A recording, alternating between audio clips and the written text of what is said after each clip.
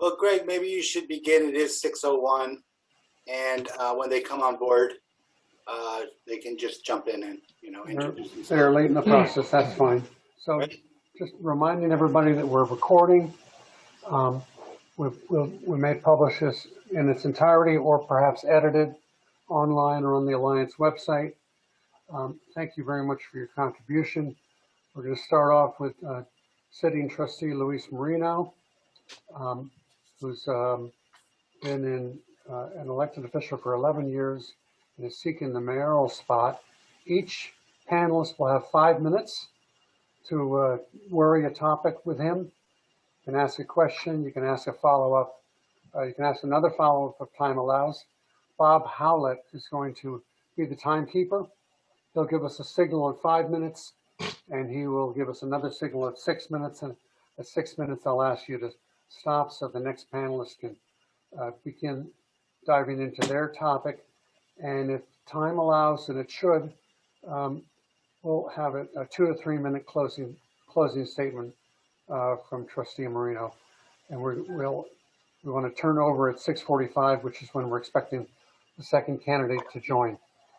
So Beth, if you're ready, I do appreciate your joining, and why don't you dive into your topic of labor?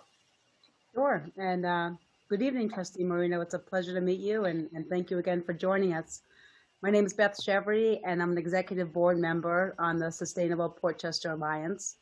I work for the New York Laborers Employees Cooperation Trust, which represents 40,000 union members and signatory construction contractors across the state. The building trades have a strong commitment to apprenticeship training, hiring local residents, minorities, women, and veterans. How important are these issues to you? Good evening. How are you? First of all, I want to thank everyone for giving me the opportunity and the chance to express myself, whatever I learned in 11 years plus living in Portchester. It's very important. It's a good point of view. I will support 100% because I'm also a union guy, not because I belong to the union. I have 26 years in the union, CSA. I'm a Scottsdale School District employee.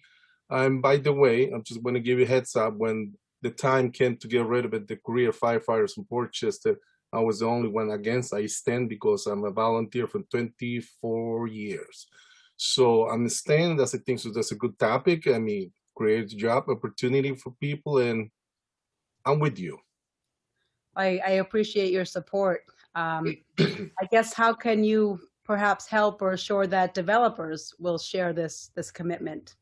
Absolutely. It's going to come out from you guys, and I will support 100%. If we need to do anything, send them a letter or any kind that they can come from the mayor, even if I don't get the support from the trustees, because I'm not going to speak for them. You know how they are with these issues. But exactly from the bottom of my heart, I will do anything. If I have to go out there in the street pick line and stay with my people I call, I will do that. I'm not ashamed of that. Thank you.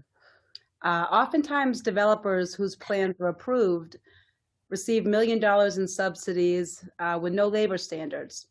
They build using exploited workforce, do not pay area standard wages or benefits, and it makes it difficult, if not impossible, for local union contractors to compete.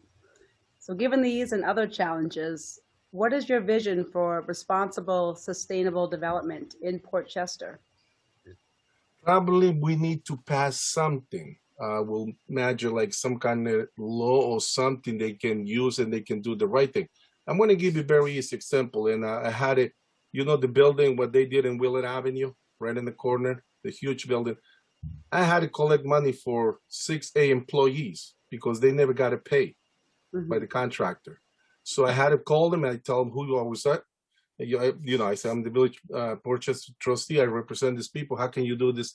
You know, they turn around, tell them the next day, 8 o'clock in the morning, come to pick up the check. Because I say, I'm not afraid to open in the public meeting and say, how can you run business like that? I mean, they're taking advantage of the people. Going back to your view, I will do anything, like I said, even if I don't get support from the board. Obviously, I'm getting support from John. She's sitting in the board, and from Daniel Breakwood. So 3 of us is right there, and maybe we're gonna have the 4th person, whoever takes my seat, if I've come a mayor. I see. Okay. But it's still, I'd be sitting in the board. I will support you. I'll be a trustee. I'm not losing my seat. Okay, so then let me ask you this. There are 9 projects that have applied for tax subsidies in Port Chester. As mayor, would you push for labor standards if these public dollars are used to help fund these projects? Yes.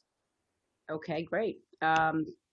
So actually, the Westchester IDA recently adopted a new labor policy that's going to be going into effect in about 90 days.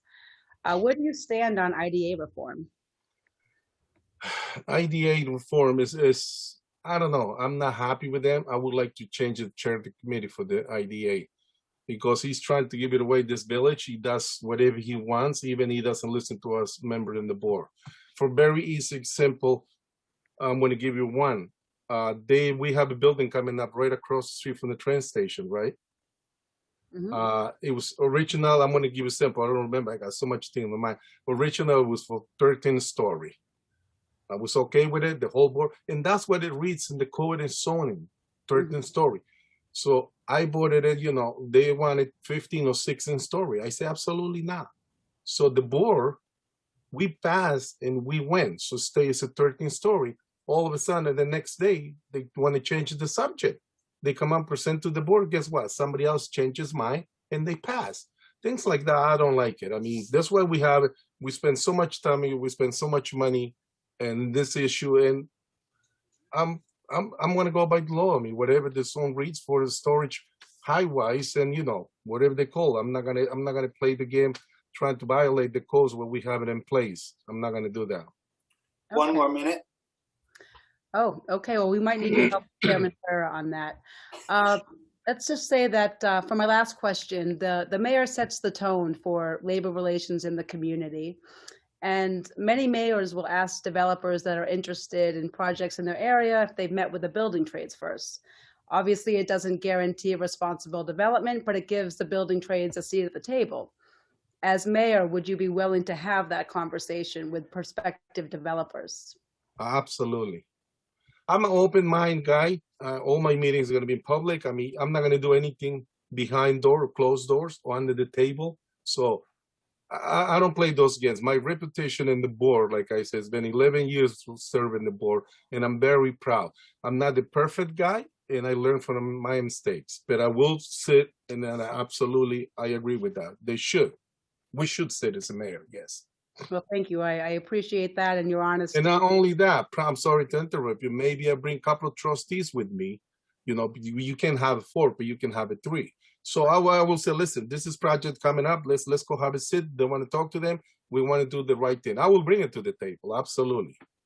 Again, I appreciate your time, Trustee Moreno, and it's refreshing to hear that. You know, we hear President Biden keep saying that I'm a union guy, and it was nice to hear you say the same thing. So, again, I appreciate your time and look forward to hopefully working with you in the future. 26 years of union. I support 100% police, EMS, DPW workers. If I tell you, the latest, we put like 9-10 people union in our village. One of the trustee who's running, he thinks this is going to be a deputy mayor. He tried to polish all 9 positions in union. I said to him, what are you doing? I mean, seriously, why you want to polish those positions? I mean, it doesn't make no sense. But then he doesn't have nothing to bite on, so he leave it alone. I say, you're wasting your time. You're wasting your time. Thank you very much. Thank you. Thank you. Thank you, Beth. And Kia, you're up next. Good evening, Trustee Moreno. Thank you. How are you? Good. How are you doing? Thank you very much. I know we know each other, but there are a lot of people on here that do not know who I am. My name is Kia Thomas. I am one of the founding members of the New Guard, as well as a member of the Port Chester High School class of 2008. The New Guard is a group of young BIPOC, which means Black, Indigenous, people of color, people in Port Chester who aim to build power and bring about equitable change in our community. One of the things that we're focused on right now is policing in our community. Funny, you should just mention that. What does police reform look like to you? And what are your thoughts on the police reform survey? Thank you. I will be very honest with you. I didn't look at it, the whole survey yet, because we We're going to meet next week to discuss, but I will tell you this. Before the government Como came with this, I was already working with the police, get involved in the community.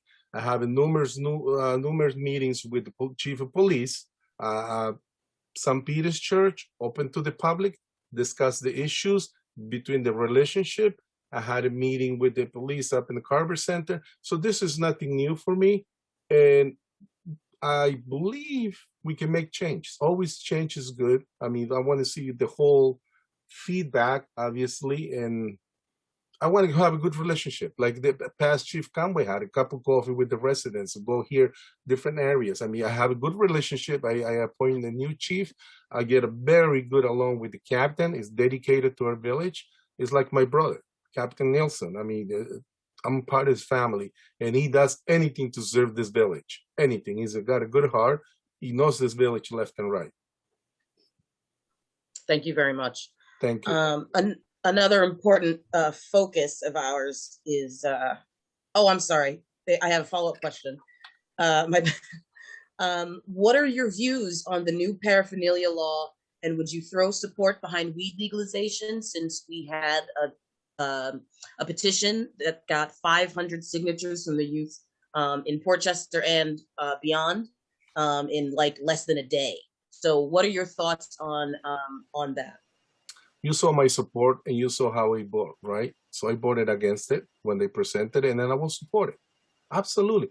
I'm the people who I'm listening to the resident, to the taxpayer. And I want to, God bless you what you do for the village, and I want to appreciate it from the bottom of my heart. You're a dedicated person, a young girl comes up, nothing but to do the best. But you see in my other side of the board, I have to be honest, they don't see that.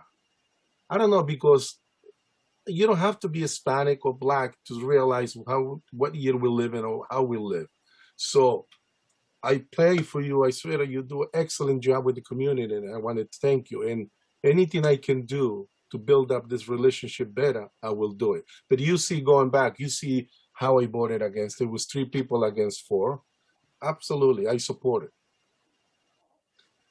Would you be able to get rid of the law, or would there be something to get around that law if weed was legalized, and we did want to take, accept the money from those profits? I will support you, and I will do whatever is the best. Put it this way. I will support you, whatever you want to do it. How sounds that? No? Doesn't convince you? We might need a legal opinion. I mean, it is. Yes, definitely a legal opinion is needed. Yeah, so I will support you. Okay, thank you for your honest answer. Another important focus of ours is equal opportunity and accessibility to local meetings. Absolutely. What kinds of things would you implement to make sure that people who don't normally trust their local government for whatever reasons can understand and comprehend what goes on during Board of Trustee meetings? Absolutely. I'm going to work really hard, and it's upcoming. I'm going to have a bilingual meetings from the Hispanic.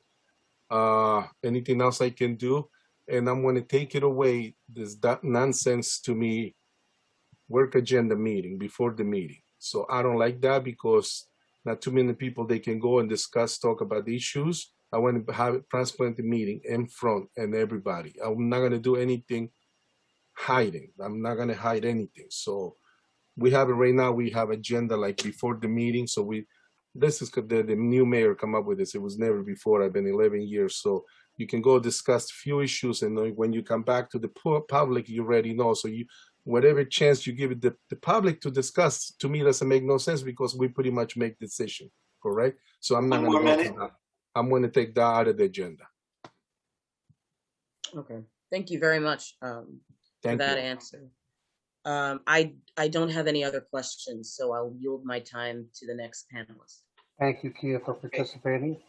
And Trustee Moreno, I want to talk about the village's fiscal health. I know we've been forced to cut jobs for a couple of years in a row, and I'm very concerned that there's a limit to how much cutting we can do. If you cut and cut and cut, ultimately you're cutting services, and the village will not be as an attractive a place to live. So I'm interested if you have any ideas for, rather than cutting costs, perhaps improving revenue. Yes. The reason I would vote it, I was not in favor because they present their budget last year, 11%, some over the tax cap limit. It was unbelievable. We came to down, obviously losing a couple of positions.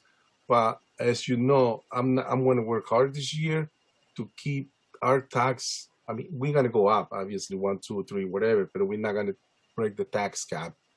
I mean, cost of living goes up anywhere you go, but that's the reason I'm not going to go trying to break the tax cap. I mean, I'm as a taxpayer. So what I'm thinking about and I have in my mind is right now we have many open parking lots, like the train station parking lot. There's no one is using, and the train station they charge a lot of money. So I'm going to try to make agreement with both of us, maybe charge cheaper so people they can come park and spend time in our business and purchase and the restaurants. I'm going to ask for the money. I mean, money's coming up to help all these restaurants. I mean, the owners stores. I mean, we're devastated with the COVID. It's not only in Portchester, it's all the way around. We lost income coming from the parking meters and et cetera, taxes. I mean, I'm going to work really hard to maintain the same. My agenda is not a fire at anybody else anymore. I hope not. Like I said, it's sometimes it's a budget for 6, 7 of us. If I have to make the right decision myself, it will be easy. But 7 of us will vote in the budget, as you know, and everything else. So that's what I wanted to be a mayor. So I can try to do my best with the experience I have with 11 years, and that's pretty much me. I mean, easygoing, clear person, honest person. Do you think there are any more opportunities in terms of shared services? Absolutely. That's right. I forgot that. I said right now we share EMS, Wright Brook, Wright Portchester, wonderful service. We share the library. We share fire department with the Wright Brook. And also we have a good relationship with Ryan and Wright Brook. When they need a police officer to the scene, they come and they go to different, I mean, they go to Wright, they come to Portchester. The relationship is good. I'm going to see, I mean, like I said, I have to get it as a mayor. I will have it sit with the other mayors around us, with service the best we can share. I'm pretty sure we share the library now. That's great. I mean, maybe Wright Brook is right there. I mean, they have a big DPW. I mean, is anything is possible we can do to share service to lower our cost as taxpayer? How about Public Works? Public Works, it seems like one windfall opportunity in the village would seem to be building waterfront housing down at 82 Fox Island. Difficulty, I guess, is where do you put Rocco's operation? That's the other, like I said, a lot of people, they think they're smart. They look good in the paper, in the books, but when you go to feel like me, you see the different direction. So that's what it needs. I don't believe in sitting in the office and making the phone calls. I go straight to the scene. They talk about a few years to sell the property, and my question is, what are you going to do? They talk about it way back. I was not in favor to get rid of it, the garbage man contract, private sector like Greenwich. I mean, what do you do? How do you have the heart to get rid of all those employees? I was against it since day one, and I want to keep doing it the same. I want to work hard to maintain our service first service, first responders, our priority in the village. As a taxpayers, people they deserve to have a nice life, live nice. You garbage gets picked up, you get a good service, police, firemen, EMS is nothing but the best. I mean, thank God we have an excellent fire department. It's one of the best in the county. Right. Truth be told, the guys that are riding on the back of the garbage truck probably should have the highest salaries in the land. You know. Yes. Yes, and I understand. I'm with you. I'm not against any of these topics you presented to me. Okay. I mean, I've been down. I see him. I mean, I'm on the street since 5 o'clock in the morning. I'm always there. The other opportunity would seem to be if we could scale back pilots. And this, I guess, gets back to the IDA. They seem to have the power to give away an enormous amount of tax income. Is there an opportunity maybe, I believe Shelley Mayer is behind IDA reform at the state level. Is that Yes, something that you're supportive of? absolutely. And you can see in my platform, tax a smart envelope come to the village. I don't want nothing tremendously because this village is not for that. And I wanted the builders, they do the right thing. They pay the fair share of taxes. Absolutely. I'm not saying don't build. I mean, I'm not against it. I mean, that creates more job, creates everything all the way around. But just do the right thing. You know, there's something else that about the idea that Beth could have touched on. I believe there was a proposal that IDAs in Westchester County should all have a labor representative. I'm not sure what the resistance is there, but is that something that you would favor? Absolutely. And it was mentioned to me when I had a meeting like a couple of weeks ago when the PAC, I think, so the union, they endorsed me. I would support 100%. I had a conversation. They were supposed to email me the letter, the one I never saw it. Yes, I was a big supporter. They should have it there. Absolutely. Thank you, trustee. Okay, time's up. Carmen, over to you if you're available. Yeah. I don't see you. Hi, Thank you. my name is Carmen Linero. I'm the coordinator of the food pantry, soup kitchen, and open closet in Don Bosco for the last 4 years. But I was in that business for the last 10 years. And I work very close with the people, with the day laborers, and with the families. And I want to talk about the housing situation right now in Portchester. Not the affordable housing, but about the housing for the people who doesn't have documents. So I have some questions.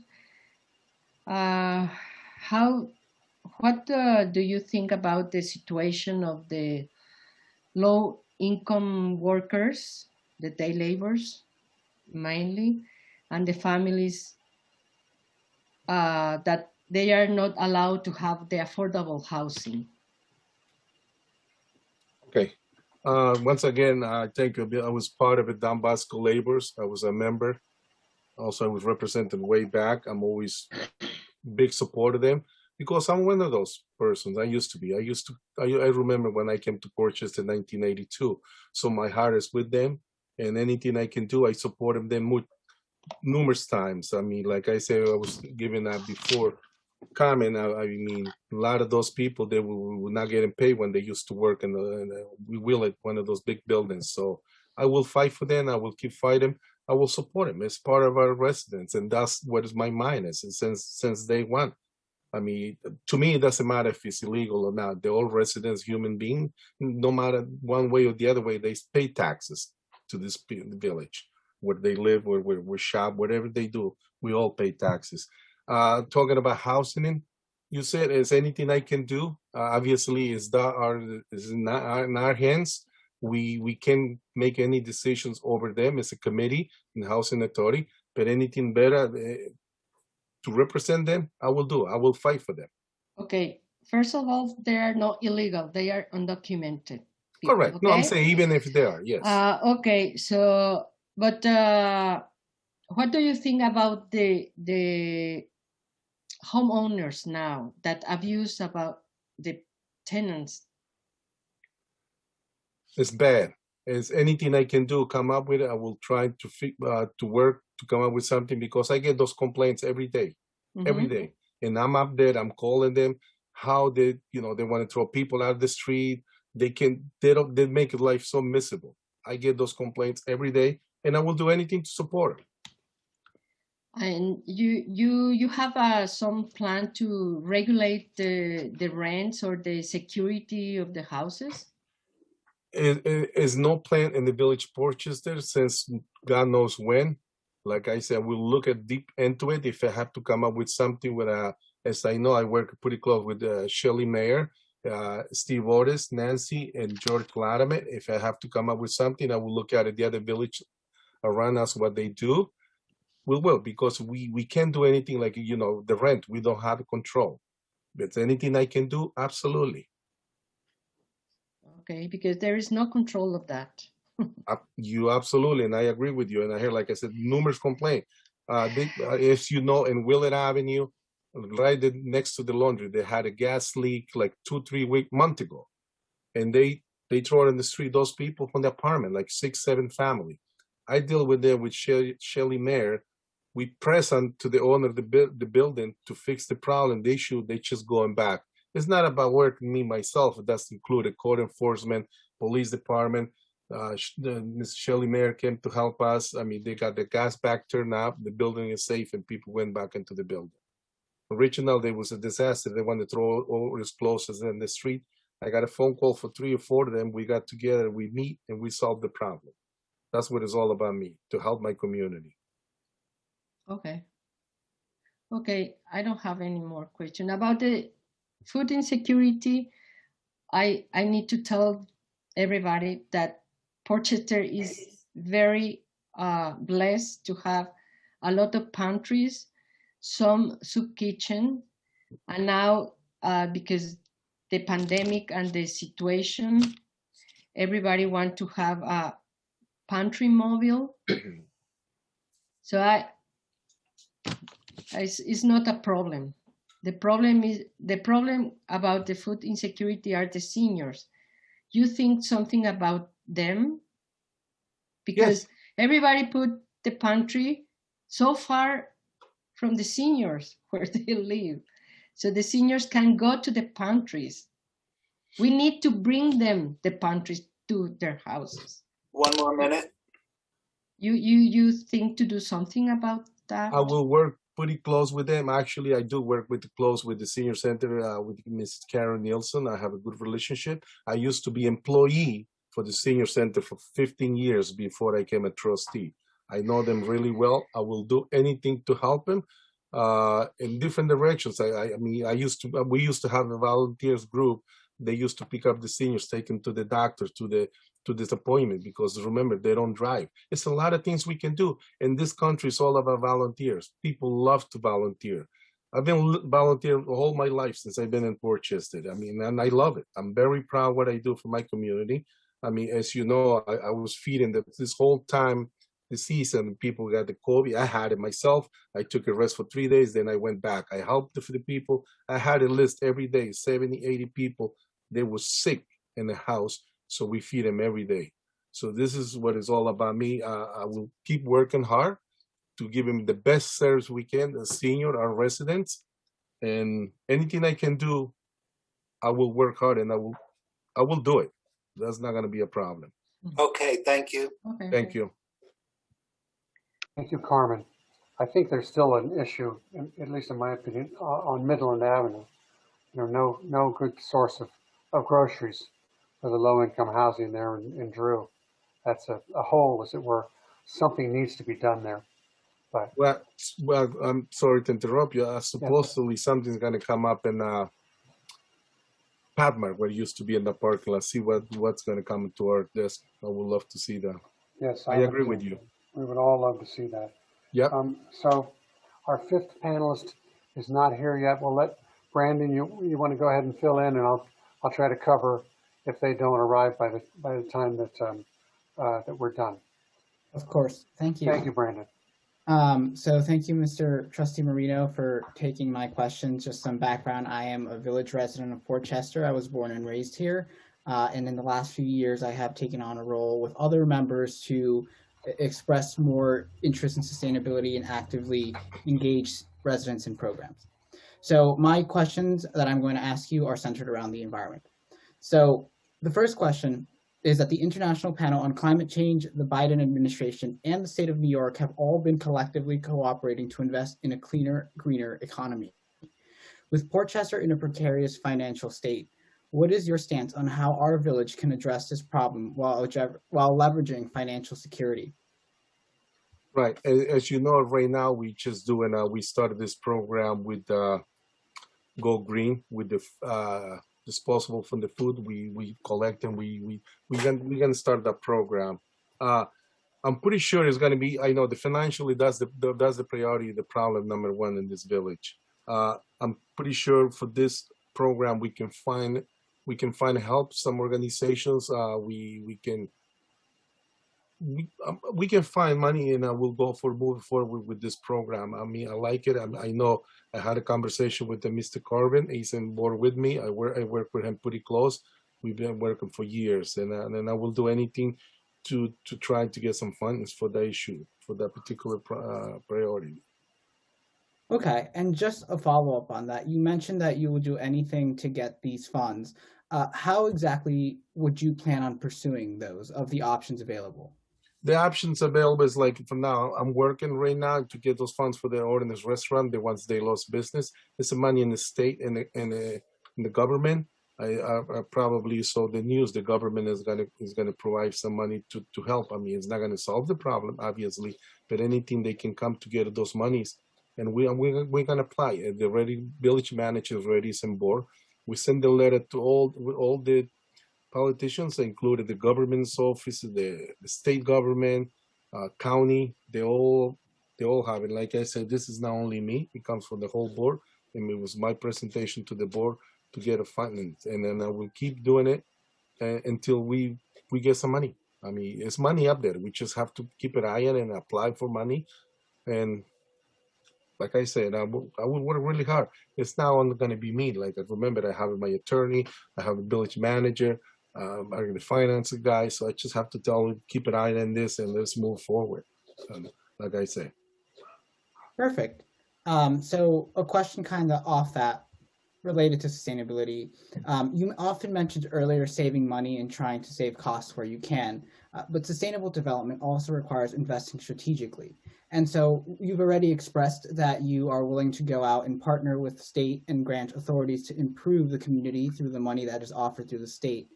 If given that opportunity and financial viability to invest, how would you choose to invest it as mayor sustainably in our community?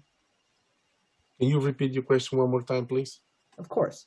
Thank you. So we're talking that earlier on, you mentioned that saving money is good and that sometimes you would like to save money wherever you can. But sustainable development also requires investing money strategically in the community to improve it. Right. You've mentioned in my previous question as a response that you are willing to work with the state to get money. And my question then thus is, you as mayor, how would you invest that money in the community if you were given it sustainably? Correct. Depends. I mean, we have a different programs. Like, I'm going to give you one simple. We had investor who came build and purchase it like 6 years ago. They gave us $600,000 just to invest in the streets where they needed more help. How can I put this to you?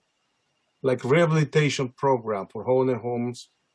So what happened is everyone in the board disagreed. They wanted this. To the bottom line, that money is still sitting in there, like 400 something and change. They used that money, $100,000 to invest to do something where we're not supposed to do. Okay, so any grants, any money for any particular, depends how you get money or what you get the money for. You got to have a point, right? I want to fix this. I want to better sidewalks. I want to go back in the sidewalk program where they used to be 50-50. The homeowners, they love that program. I want to plant more trees. I mean, fix the roads. I mean, we have the program ready going in the sewer program. It takes millions of dollars.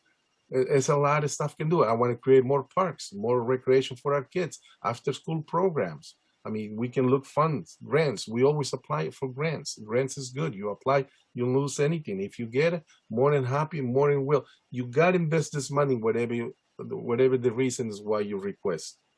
And One more minute.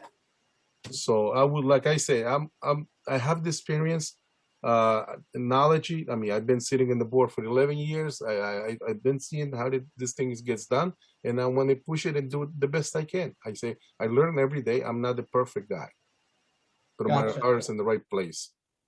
So my last question then is, you also talked briefly on the point of that you will do what you can, but there are other members of the board, and in our system, you have to work with the other side of the aisle to pass things. Specifically on environmental justice and sustainability, how will you try to move these programs forward while also being able to leverage the vote of your counteractive board members? When it's a group program, we present pretty much the board works with you. Like I say, you need 4 votes to do anything. Right now, I'm looking solid with 3 votes. We got to fill the seat. Like I say, any good programs, the board gets on board. Is not my only decision. I'm not the only one I vote for, but we're going to work as a team. And, I have to talk to them really nice. And this is something, we're doing something good for our village, for our community. And I don't think so they will be against it. Okay. Okay, time is up. Thank you. Thank you for your time, Trustee Marino. Thank you, Bob. Thank you very much, man. Covering for the Cecinas, they run a small business, Portchester Eye Care, here in the village. And we have several members of the Alliance that run businesses who were, hung on through the hard times when the village was, was not an attractive place to live and work. And now that they've come through that period, I feel that we owe them something, that we have to, take care of these small businesses. They're critical to making Portchester an attractive place. And I characterize that as our visitor economy. People come here to eat in our restaurants because we have diverse, wonderful restaurants. They come to the Capitol Theater, and some people come here to work. But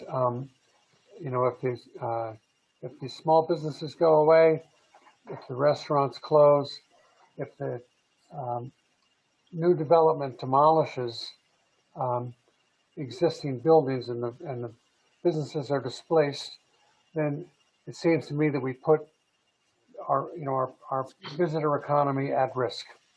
And I wonder if you agree and support doing what we can to keep businesses here in the village.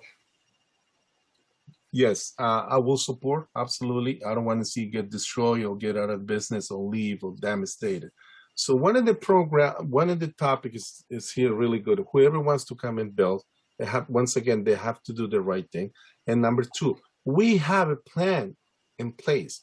Our planning when he left, it's a plan in place for the new contracts coming in. If they want to build time to relocate these persons, to relocate these residents, just to give them enough time not to throw them in the street. I believe we can put that in place. I mean, no one's doing that. We have a plan ready.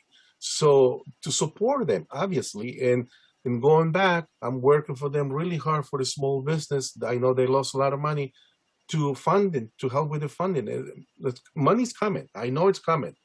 And I have the village manager who's going to assist with all the paperwork. They don't have to worry about it doing the system. They're going to assist and fill it up, all the paperwork. Obviously, it's a process to go forward, but I'm going to work hard and as hard as I can to get more money for them to help them. And if you have to move, to relocate them, not just throw them in the street, and to relocate them maybe with the letter talking to the business when they build it, if they needed to come back. The reason costs the price also, the rent, because the rent is a brand new building, they're going to go off the roof. And obviously, once you leave, you're not going to come back, pay higher rent. So it's a lot of things I can do. And like I say, it's communication is everything. And I want to be supported behind them. I'm not going to leave them hanging. So down on Westchester Avenue, the ground floor of the waterfront project has had some retail space that's been empty for a few years now. And it seems very unhealthy to me when you have these businesses close, so then you don't have any foot traffic there. And when you don't have foot traffic, that means other businesses can't thrive there. Is there any way we can bring pressure on GNS to get tenants into those spaces? We can put a pressure, yes, but I believe it's the cost of the rent. Like someone else brought it before, mentioned, we don't have to control the rent. Right. It's ridiculous. But yes, we can push a pressure, yes. And you need a mayor who can have a time. Even if the mayor doesn't have time, the mayor's got to dedicate. Like I said, we have a village manager who runs the village. He gets paid full time. I mean, things like this, we got to give it to them and do it. If I have to go meeting with them, absolutely. Yes, and I would love to get them also, depends how we go with the parking, because they own the waterfront parking, So that one I would like to help more our community. Well, the waterfront parking, there's not much income from that, correct? And that goes to GNS, Goes not to to the GNS, village. correct. So, do you I think when- the lease is up. I mean, pretty sure. I mean, not the lease. The Okay. pilot is up. A couple of more years. I think. So then it's going to be different scenario. What are we going to do? I see. We will talk about also to pay the bulkhead, to take some money from them to liberate the cost of the bulkhead. So everything is up in the air. It's not a solid decision, but they're gonna pay with some money. They're And gonna when- help us with some money. Yes. When a building goes up on Liberty Square, do you think that will help the retail spaces on the waterfront across Westchester? 1 more minute. Yes, it will help because you're gonna have the retails in the bottom and you're gonna have apartments in the top. And those apartments, they're gonna have a parking across the street in the movie theater. They know that's why they didn't create any parking space in the same location. The bottom is gonna say drive through, drop your stuff, and you go into your apartments, I believe. I saw the map. Got it. Okay, Trustee Marino, we really appreciate the time. If you want, you can have a couple of minutes for closing thoughts. Yeah. Maybe talked out at this point, but please, as you see fit. Thank you so much. Thank you very much to everyone for your time. Like I said, I'm a guy from the street. I'm always said I go right to the point. My heart is in the right place. I got experience 11 years, and I support, and people listen to the people. I mean, all the complaints I listen and I go fight for it. I don't just listen and I sit in there. I don't do anything. All my complaints, they came to my attention in 11 years. And prior to that, I've been very active in this village. So it's nothing new, and I will ask for your support. That's it. Thank you again. And Thank Bob, you very much, everyone. Bob, so Mr. Matthews, welcome. Good to be here. Thank you. Appreciate you joining. Just want to let you know in advance that we are recording these interviews. We may edit them or we may publish them unabridged on the Alliance's website or on social media. Do we have your permission to continue recording? You can record, but you do not have my permission to sort of take things out of context. Understood. No, we won't. We would never do that. I'm just saying, Question it's from- like I'm real. Yes, it I'm would be the passionate. question from. It would be the question from the beginning to the end. That's all. Okay, I'm good with that. Yep. Thank you, sir. So Thank we have panelists. We've just completed an interview with Trustee Marino, as you saw. Each panelist is going to have 6 minutes for a give and take with you. We're going to try to repeat the questions, please, panelists. The idea is that we pose the same questions and challenges to this candidate as to the prior candidate.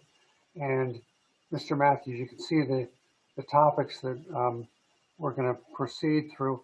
The fifth panelist here, the Cecinas, Jeanette and Rodrigo, did not arrive in the previous session, so we may not, we may shorten to only 5 panelists. I'm okay. If that individual showed up, they could have some personal things. If they want to ask me questions, I'm open. Appreciate it. So we're going to start with Beth Chevry, whose topic is labor. Good evening, Mr. Matthews. It's a pleasure to meet you virtually, and thank you for joining us. Try to I'm make this a Beth little bit Chevry. better so you could actually see my lips if you can't hear me. I can hear and see you fine. Thank you. Okay.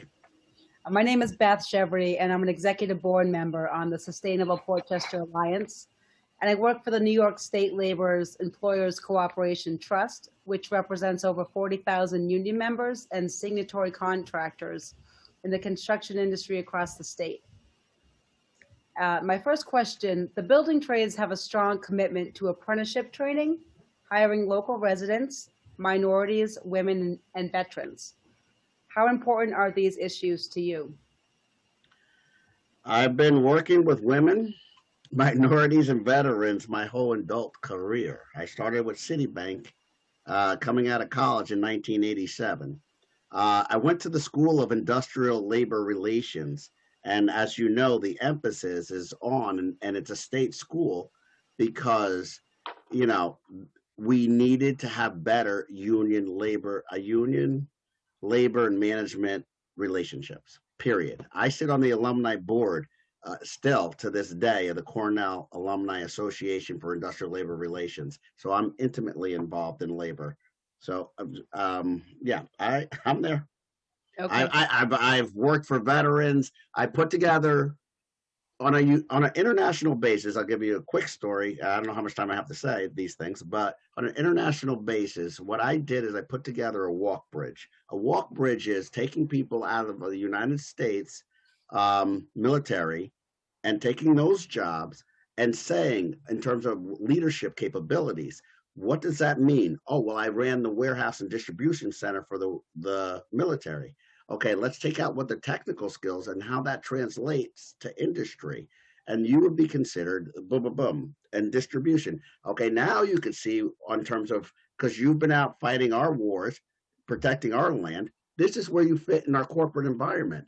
I did that walk bridge so well in the United States.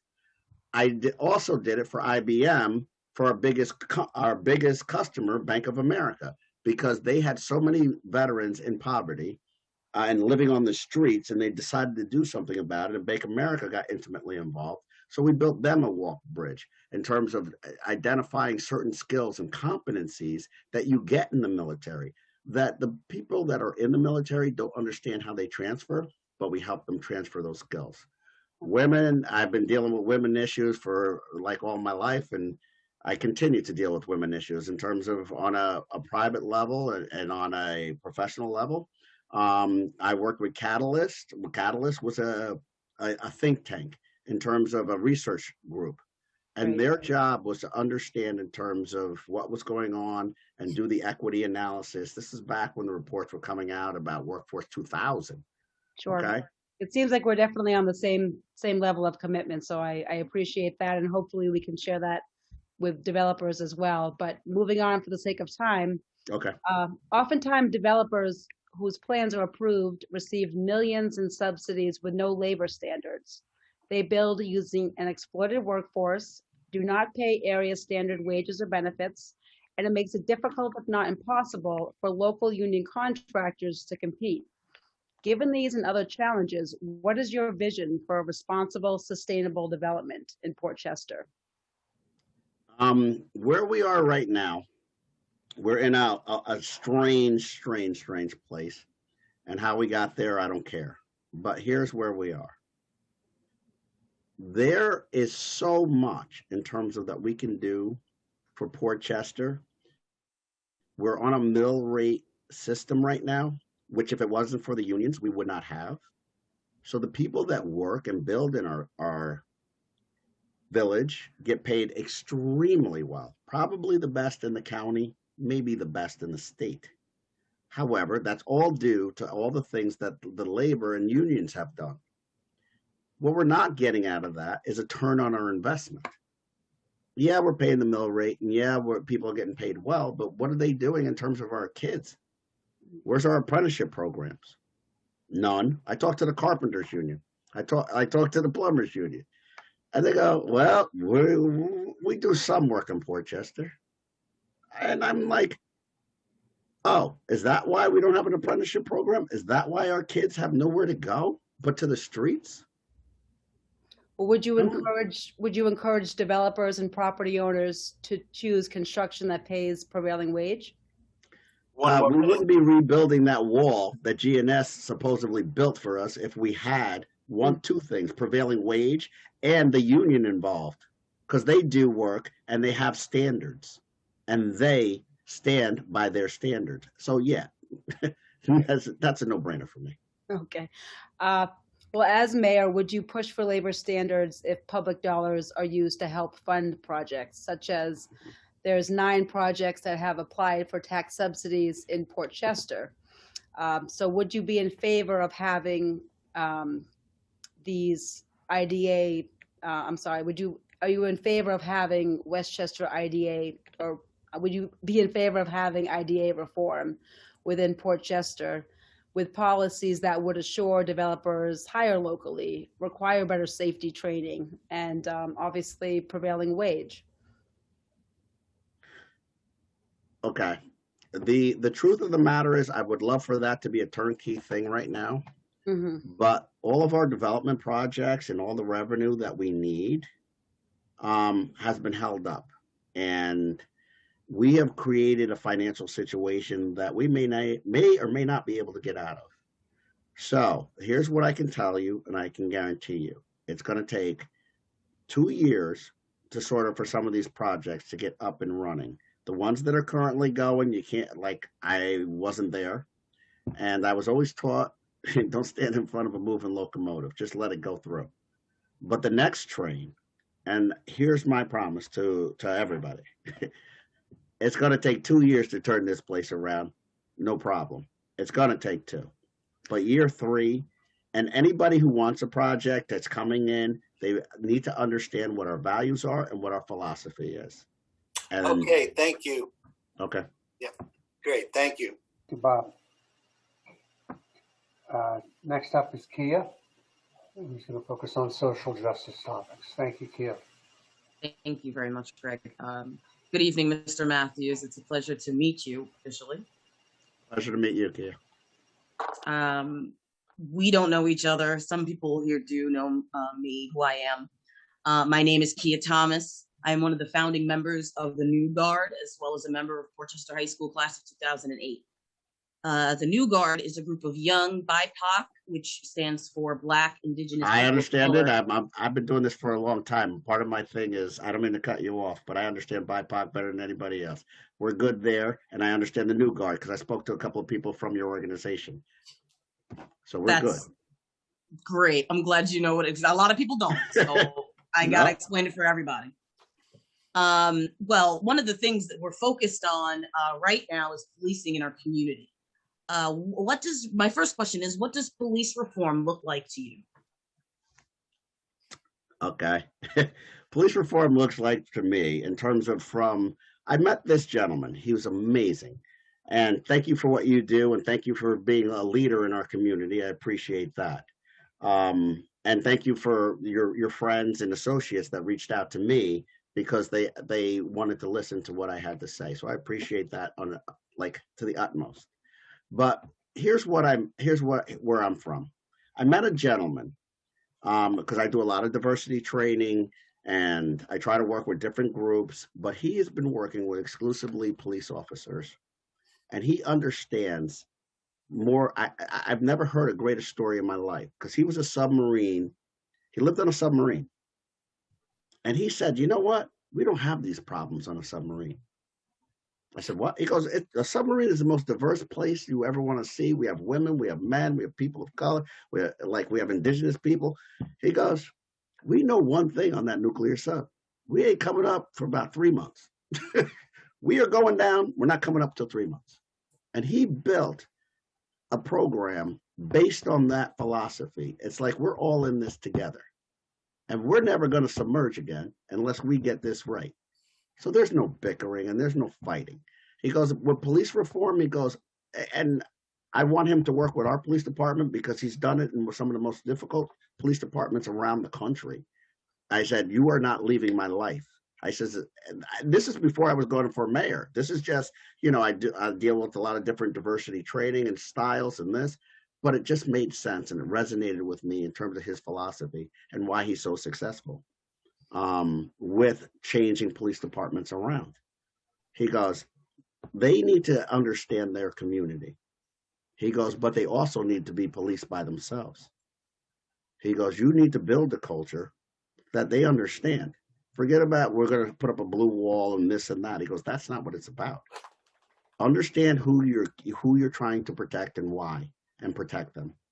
And that's his philosophy. And he's a very powerful individual. If you spend time with him, like a half hour, he could show you the world because you know what? He's impactful and he's successful and he's changed some of the worst police departments. And you look at LaGrange, Atlanta. LaGrange, Atlanta had this big issue with, minorities and just getting beat up and like everybody was guilty and nobody, and like people were going to jail for things like jaywalking and you name it, it was bad. You see the community leaders hugging the police chief now. That's what you see. And you see one of the safest environments. And nobody thought LaGrange could turn around. It did. And Portchester, you know, my friend from high school was Rich Cunningham. I grew up with his brother Danny. Ethical guy. That's why the FBI selected him to run Portchester. It's like he gave Portchester a name back, but we need more, and we need to fix what's the still broken parts with our police department, and get them thinking along the right lines. Okay, next question, Kia. Go ahead. Thank you. Thank you very much, Mr. Matthews. I guess I will just skip my follow-up question for time's sake.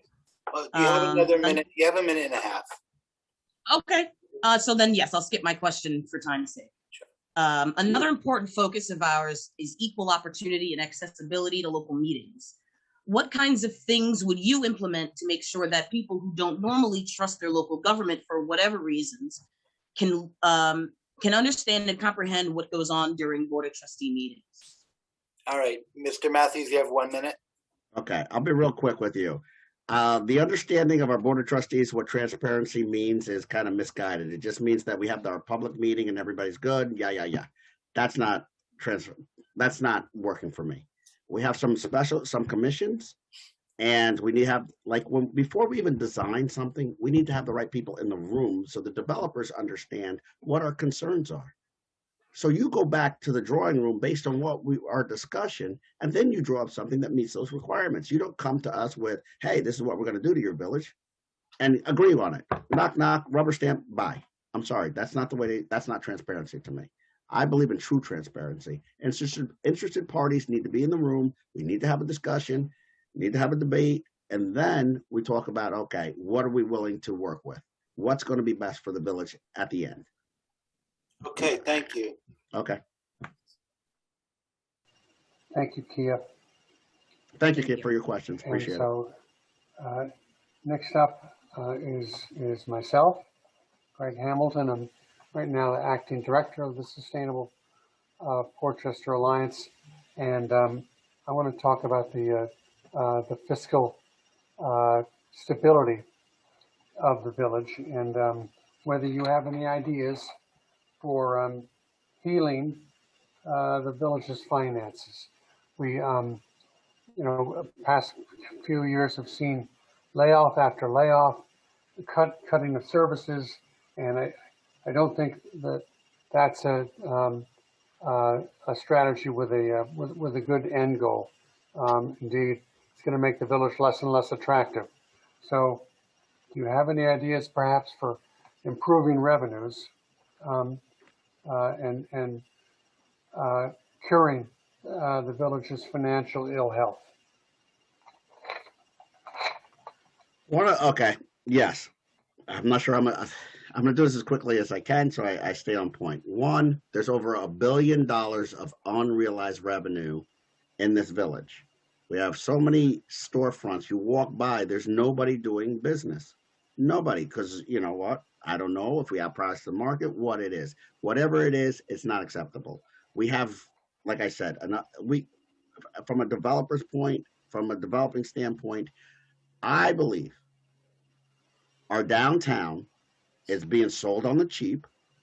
And, oh my God, it's like we have the outskirts of our town. There's all empty storefronts. Why aren't we not building on the outside, which is fast, it's quick, no traffic problems, no traffic congestions, and then work our way inside?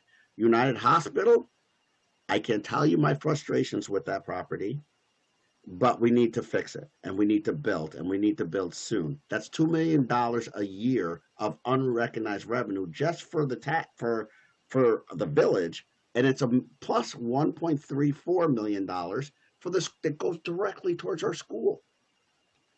It's been 2006 that property was purchased. How is it possible? We lost the life of a child because we weren't building. We're afraid because RY's going to sue us, so we don't build. Here's what I have to say to RY. We supply them with cheap labor because that's all we are to them. Look at where we're located as a village. We are between Greenwich, Rybrook, and RY. Why are they so wealthy and we so poor? Because they want us to be poor. I don't. I know we can build in this village, and I know we can build for everybody, not just for whatever, the corporations and everybody fills their pocket, but so we could have a great community like it used to. My grandmother was here in 1952. She worked for Russell Bustle and Wide down where Pathmark used to be. That was her job. And she came here and put her kids here, my father and his two brothers, and we were supposed to grow up here. My father said, hell no, because you know why? Because the schools were bad. He goes, no, you're going to Rye. And so that's why I grew up in Rye. I've been here for 33 years, come back. My sister built her house from the ground up in Portchester because she wanted to be near her little brother, because I believed in this village. And this village has done nothing for 33 years but let me down. Period. Fair enough. Of course, the village doesn't own the United Hospital site. There is an owner. They have a proposal that's on the drawing board. I guess that I know every owner that owned it, Greg. Every single one. The village prevented them from building. You could make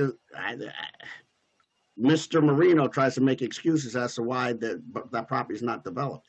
The property is not developed because it's been blocked. there has been resistance, certainly by the community. In fact, the Alliance played a role in that. But there is also a risk if we give away too much in the way of tax incentives, that that building will go up and the village won't be any better off. We don't. Okay. Explain to me Colony Pizza, where we owned that property. The village owned that property. And guess what happened? We sold our own property to a pizzeria. Are you kidding me? I believe that property is owned by GNS. And we sold it to GNS. Gave it to GNS for them to build the waterfront. Which is, that's not building the waterfront and putting a pizzeria there that we don't get money from on a regular basis because we're not a city. So their idea what to do with that property does not help the village and does not help the village people. They sold the parking lot. So the people that had businesses and restaurants, if they were fully occupied, we stole parking spaces from them and sold it to somebody else. A company that's unethical. A company that was supposed to take care of our waterfront and then sued us because they wouldn't fix the bad design and the bad development. Are you kidding me?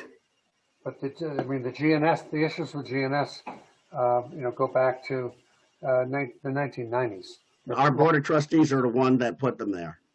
But long before any folks that are on the board at the moment. So I don't care. They could have fixed it. It doesn't take that long to fix things if you're really serious about fixing them. Sorry. I agree. I would love to see the retail on Westchester Avenue occupied, and the fact that it isn't. I'm talking about the waterfront project now. That's death in the village. No foot traffic on Westchester and North Main is critical, and no wonder other retail. Let me ask you a question, sir. I looked at a couple of things, and people told me some things about you. You're a very intelligent person. Here's what I know to be true. You do not take your most valuable property and throw a Costco there. And who does that? There's not one village in the United States of America would take that deal. That was beautiful waterfront property. We could have built that out. We could have built some beautiful things there. We took a warehouse guy. That goes on the outskirts of town. If anybody knows, if you're trying to build something, that goes. We should have put, but we didn't. You know what? We could have put that closer to Rye, but we won't because we're afraid of Rye. We're afraid to build anything near Rye. We're afraid to build anything on the other side. Warehouse is going outside of your town in terms of development. I'm not sure that it's the ideal location for Costco, and I accept your point. Although I believe it's a bad deal, Greg. And it's long before our time, and. We got no money from it, Greg. We have to live with it. We gave them a 30-year tax break. We have to move on, gentlemen. Okay, but we have 3 other folks that are coming back on. Okay, I'm ready. Thank you. Sorry, I'm passionate. It's fine. No excuses. No worries. Over to you, Carmen. Thank you. Hi, my name is Carmen Linero. I'm the coordinator of the Soup Kitchen and Food Pantry in Don Bosco Community Center. Thank you for your work, Carmen. I work very close with the day laborers and with the Hispanic immigrant. And I want to ask you some question about the housing, but the housing for these people, the workers and the families from Hispanic family who are not who can apply for the affordable housing. So, what do you think to do if you will be a mayor to do about the housing situation right now in Portchester? Unfortunately, we have several layers of problems with regards to this issue. I was taught as a kid, and always, you don't like, we have to feed people who need it, and you do, but you have to do two things. I feed you today, I have to show you how to feed yourself tomorrow. And we're not giving them the opportunity to feed themselves. We're not giving them jobs that are sustainable. We're giving them day jobs. They're talented individuals. They're hardworking individuals. How have we not transitioned them to a good job where they could feed their families themselves? Because they're very they have a lot of pride, a lot of character. It's not their fault that they happen to be in that situation. It's our fault because we have not provided the opportunities for them. Now, we have a program at Carver Center where we're working to help people become citizens, but that's a period of time it takes to get there. And that program needs support, and that program needs more money. I'll be honest with you. I've spoken to the leaders of that program. How dare us not fully fund that? How dare us not support it?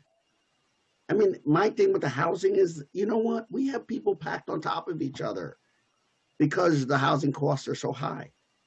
And they're living in conditions that are not great. They're not really living conditions, but that's all they can afford. I'm sorry, that's not right. And I'm sorry. What are you planning to do to change that, or? Absolutely. You can do that. You can do anything. If we stop our people from allowing us to build because they think the schools are overcrowded, which they're not, but they're overcrowded with people who do not live in our village because they're all coming from Connecticut.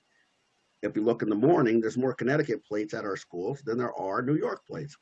Ask yourself a question. Who lives there and how they designate them? Oh, well, they're homeless, so they can live in Connecticut and come to our schools. I say no to that, and I say 100% no to that. Rye doesn't deal with that. Rye Brook doesn't deal with that. And Connecticut doesn't deal with that.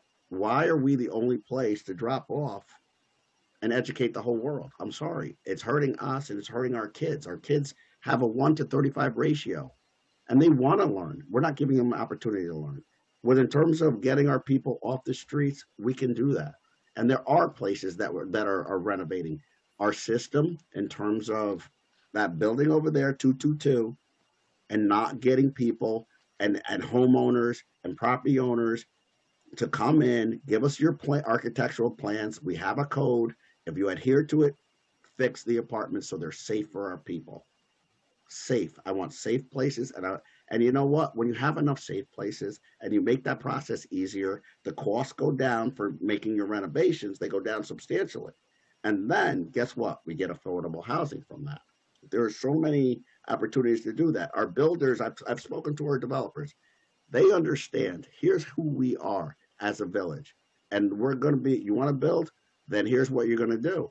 You're going to take that person out of a house and you're going to put them in a new place on this side. If we do it the right way, if we build as a community, as we build as a village in a smart way, and people keep talking about smart development. I know what smart development is. It means, hey, the outside of towns, in terms of we know where our heights are. It's easy, not going to affect traffic. Let's build over there. You can build some homes there, and the people that we need to displace, if we do, they go there. We need relationships and not like people with GNS who are just dirty contractors. I don't know who went to bed with them, and I don't know who made money from them, but it wasn't me. Okay. I can explain you, but there's not time for about the place from Connecticut that the cars have. So the people live here in Portchester, but they have car with plates of Connecticut, but they live in Portchester. There is a lot of people.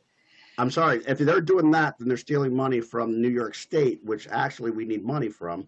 because they Yes, should register their but cars in New York. the situation is going to change now that they can have the license here in New York. So don't worry, they are going to change. They're changing now everything that. One more minute. I unfortunately, I've spoken to people, and I've spoken to like people in the school, people around, people in the community, and a lot of people are still living in Connecticut, unfortunately.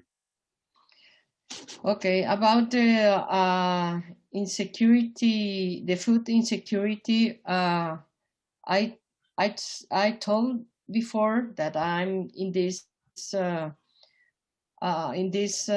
business for many years, and I think Portchester is very blessed to have a lot of pantries, some soup kitchens, and now because the pandemic, they have more pantries that some people try to help the food insecurity. But the problem is the seniors. They need the food in their places, not in other places very far from the house. Do you think you have some plan to help them, the seniors? We used to have a program that used to drop off food to seniors. I don't know what happened to that one. I don't know either. We had here's what I know. We have a number of individuals who have the right food trucks, and they go to construction sites and they feed the people there. I don't know why we can't incentivize them to give our seniors hot meals, because the requirements that they have to adhere to are pretty stringent in terms of, like keeping their trucks clean, making sure they follow all the safety, making sure they're trained in terms of food handling. Like, why are we not making or helping them to do that? I mean, if we talk to a bunch of people, we have something called social entrepreneurship. That would be a great startup business for someone, if they're not already engaged, to say, hey, guess what? Here's a need. Businesses are built on needs. And there are so many different organizations that will take an entrepreneur. Even Westchester has their entrepreneur program, and say, hey, I have a bunch of people actually who want to deliver hot meals. One of them is in the same class that I'm in at Westchester's Launch 1000. It's a great program. They take you through and show you how to build a business. This is a business idea. We could take somebody who has a passion like yourself, and then, hey, let's figure out how we could best supply food to the seniors, because there's obviously a need. Thank you, Mr. Matthews. Okay, thank you. Bob. Thanks, Thank you. Carmen. So we'll move on to Brandon, whose topic is going to be sustainability. Well, Mr. Matthews, it's nice to put a face to the name. I'm glad to meet you, and thank you for being here with us tonight. Just some background, I am a resident of Portchester. I've lived here for most of my life, and more recently I've taken on a role in leading the Sustainability Committee, which we recently just formed. So my questions tonight will focus on questions regarding the environment. So the first question I have for you is, the International Panel on Climate Change, the Biden administration, and the state of New York have all collectively been cooperating to invest in cleaner, greener economies. With Portchester in a precarious financial state, what is your stance on how the village can address this problem while developing sustainably? I know that was a topic you talked about earlier, touched based on. Well, that's simple. It's like we have a unique opportunity in history, because everybody in terms of your age group understands one thing. We are connected. Everything is connected. And guess what? We cannot go on living the way that we have been. We need to do better. And here's what we can tell our developers. Hey, we need a couple of projects to go through because they're already started. But guess what? We have anything after that. We are going to be a light, an icon for the rest of the world in terms of how we develop our properties in Portchester, because the materials are there, the technology is there, and you want to build, hey, think about doing it, because you're nothing for nothing. we have so much contaminated property in this village, and nobody wants to talk about it, but we do. We're not going down that road again. We had more industry in our Portchester 2.4 miles than anybody else. Rye dumped on us. We even handled their waste, they're still pooping on us. But here's what I have to say to you. We can have that. And you know what? The people want to build that because they know that their investors are going to invest more in them because they can check that box. And I support a ESG organization. That is the new trend. That is what people are asking for. We could take people out of the city, out of Greenwich, out of Stanford, out of White Plains, and they want to live in our community because we have a lot of green space. We have ocean face. And guess what? How we deal with our trash, we have one of the best and highest recyclable communities in the county and in New York State. We're number 2 in terms of our recyclable program. People love that. I love that. I take my recyclables to the edge of the curb every day, but we can do better. And there's so much more we can do in terms of how we develop, in terms of using different types of energy sources. Yeah, we are there. We can be there. And all we have to do is ask. All you have to do is ask. This is what we're looking for from the people who want to build in our village. We want to be self-sustainable. That's our goal. So Gotcha. As you build for us, this is what you want to think. When you go to your architect and you guys sit down, that's what we want. Just got to ask. Thank you for that. A follow-up question that was kind of regarded Marino's stance about just investments directed towards you two. So if you Directed at what? I missed that part. Directed at? Towards you two. So I'm asking the same question I asked okay. him, but it's on the basis of financials. So you mentioned that you would invest in the community in ESG type of developments sustainably. If you had the money from a grant to use it to invest, where would you invest it first? I can't answer that question. I just don't have enough information to say that. And I would just be lying to you. I would have to listen to the community because there are people that are closer to the ground than I am. I'm not the expert on that. I can't answer that. But Okay. what I would do, what I will tell you I would do, I would ask that question to the greater community and those people where that's a touch point to, because what I've been doing is just asking questions and people tell me everything I need to know. That's a question that would present to the people, and I guarantee you they're willing to share that information. And I would take their top priority and make sure that it would work. But yeah, I can't answer that. I'm not going to lie to you. Okay, and I get that. So I guess one topic that I'll touch base on is that in 2018, the village commissioned a sustainability report. How would you incorporate that into our code? You mentioned earlier that you see a planning from the outside in type of strategy to combat traffic, but how would you develop sustainably while pursuing those plans? There's 1 minute left. Okay.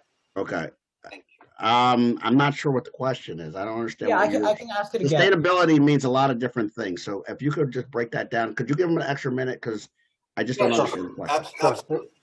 Yeah, so I'm touching on the topic that earlier you mentioned that you would develop from outside in. Was I correct in understanding that? Okay. Yes. So how would you use sustainability to develop in that manner that you were describing? That you mentioned your strategy from outside in as a planning standard. Right. So how would you incorporate sustainability into that planning standard? Okay. Again, I hate to be this guy, but I don't understand what you mean by sustainability. I'm going to try to answer it as I understand it. But here's what I would do. Everybody knows, in any community that has ever revitalized itself, you look at Beacon, New York, they turned their situation around, and Beacon now is a beautiful place. And that was like in the dark ages it was. And my friends built there. A lot of people that I know built there. They changed it around. Utica, New York, another place, changed it around. They have more diversity than we do, which is hard to believe, but they do. But here's what I understand. If you develop and start to develop, it raises the price of the center. The core of who we are is our village. If you let them buy us on the cheap, then I don't think it's sustainable. If you let us build the outskirts with some development downtown so we keep it vibrant, and we pace our development and we have the right people involved in that development, everybody rises together and the price of our property rises together. The value of our properties rise together. So it squeezes the tax burden on the taxpayers, which is, it's like out of control. Out of control. We'll get like the people, in terms of people your age, will be able to buy something. The idea that you could buy the white picket house is gone. The country, you go across the United States, what has happened is our kids are not going to be better than we were. And that's a shame, because it's the first time in history where that is not the belief. 78% of the people in this country know that and believe that. That no, this place isn't, we did not leave it better for our kids. We have not. Okay, So, thank you. Can I just mention one closing comment? No, thank you for answering it that way, because that was really the question I was asking. I wanted to know about how you would develop planning standards to help the village. So thank you for that comment. It was very good. Thank you, Brian. We're okay, Bob. We still are missing a sixth panelist, so we have a little wiggle room here. Mr. Matthews, you just made a statement. We can't let them buy us on the cheap, or buy property in the village on the cheap. I'm not sure how the village itself can play a role in preventing that, unless we get into real estate ourselves. Can you explain what you're thinking there? we own the property that we sold to GNS, yes or no? We did at the time. We did. Claimed it So for what we eminent should have domain. done, what should have happened there, and anything else we own, here's what we do. We tell them, you could have a 99-year lease on the stuff that we own, a 99-year lease, and you can build. Because that's what they do in New York City. Right. That's what they do in other communities. We never give up our property. We give up the responsibility of some other things legally, because if they do things that are wrong, we can't be sued. But we're going to be the silent property. You could sit on our land and you could build on our land, but it's our land. Understood. We I have think 2.4 there's very little of square that left in the village at this point. There's plenty left in the village, to be honest with you. Plenty. I'm not Unrealized sure that we own. There's unrealized that we own. There's probably, what was the numbers I was going with? We have $1 billion in revenue alone. We have probably a quarter of that we own that we could realize. About 250,000, not million, roughly. This $1 billion that you're talking about of revenue, is that development cost, or is it truly revenue, retail revenue, or what? It's not retail revenue, it's straight. That doesn't even include retail revenue. That's straight off cost, what it costs somebody based on the square footage and everything else that we have available to us to build on, that is either dilapidated or like falling apart or needs to be reconstructed. That's $1 billion of just straight or streamed revenue. If I added on terms of it, they make it that's not even deciding on what kind of space it's going to be, whether it's going to be retail or whatever. Right. You know, we had a chance to be a city and we lost that chance a long time ago. And I don't care what anybody tells you. You can't sell off your fire department and say you want to be a city, because you need a fire department to be a city. So I don't know what the other candidate told you, but here's my thing. Don't look at, don't spit in my eye and tell me it's raining. Fair enough. I just, in the case of the GNS project, I'm inclined to agree with you that a bad deal was struck, but that card is played, and we now have to dig ourselves out of the hole that we're in. How about we do this? Let's get all crazy. We took that property by eminent domain. Why don't we take it back by eminent domain? What do you think about that, Greg? Crazy talk, right?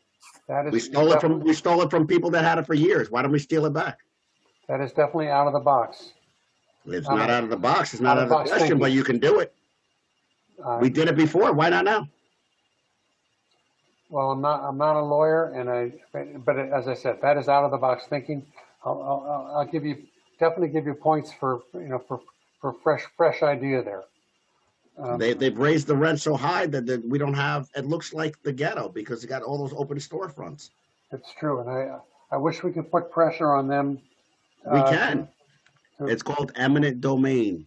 We won every case that we ever had, didn't we? Well, no, That's our expertise. We just steal stuff. no, we lost one to Bart Didden to the tune of $2 million. And you know why? Because you didn't. Nobody listened to him. He asked you not. They asked him. He asked you not to. There's one guy that's actually on the board of trustees. He does not take a check. You got to ask why he's doing it. So you should listen to him more than anybody else sometimes because he's got no skin in the game. We had a board of trustees that ran out of town, the village manager, who gets paid over almost a $250,000. His planner ran him out of town. Our Mr. Falanka doesn't want anything more to do with it. He can't take it anymore. Can't take it anymore. And he tried to provide leadership to this village. And here's what I'm going to give you. My time, my passion, and guess what? This is one time in the United States of America that this village gets to get its due. We get a new village. We're hiring a brand new village manager, a brand new village planner, a brand new village mayor is going to sit there come March 2017. March 17th. And then guess what? A whole entire board of trustees gets reelected the next year. So guess what you get to do? Hit the reset button and let's start and build fresh, new, and like without all the drama, without all the, I'm not going to say, but all the problems of people blocking things that make sense. The people get to choose one time everything new in the history of Portchester. And that's why I'm running. Because I know the other two gentlemen may be nice, may be civil servants, but here's what they can't do. They can't lead. And what I can provide for you is strong leadership because I have conviction. And I'm just that guy. You can't buy me. I'm on my own ticket, the Dave Matthews Party. I'm running on my name. So if I fail, it's my name that my father built, that his father built, and his forefather built, that goes to shame. And I'm willing to risk my name because I think I can rebuild this village. Well, Mr. Matthews, you went right into your closing statement. He sure did. Yes. Beth, did you have something you wanted to ask? Well, just as speaking of fresh and new, I just wanted to know if you would be in favor of having a labor representative on the Portchester IDA board. I don't know why there isn't. Good answer. And with that, well, thank you very much, Mr. Matthews. Thank you for your time. Greg, would you like to close? Thank you. I appreciate the opportunity to share my passions with you guys that actually have a stake in the game and have been for a while. So thank you for giving me that opportunity to present to you. Last word, Greg? No, Mr. Matthews, we appreciate the time and the passion. Thank you. It's Thank you, evident. guys. Appreciate it. Have a good All right, evening. thank you all very much. Good night. Thank you. Thank Thank you. Thank you. Thank you, everybody. Yep. Thanks, everyone, for joining.